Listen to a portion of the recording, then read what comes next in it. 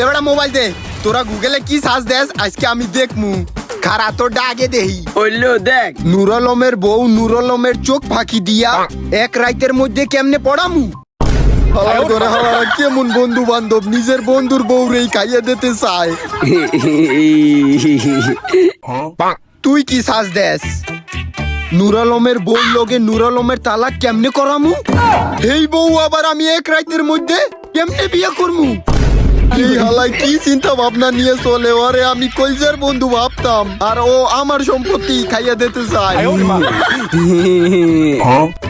নূর আলমের খালাতো বুইন পটানোর Ninja technique দেও গুগল।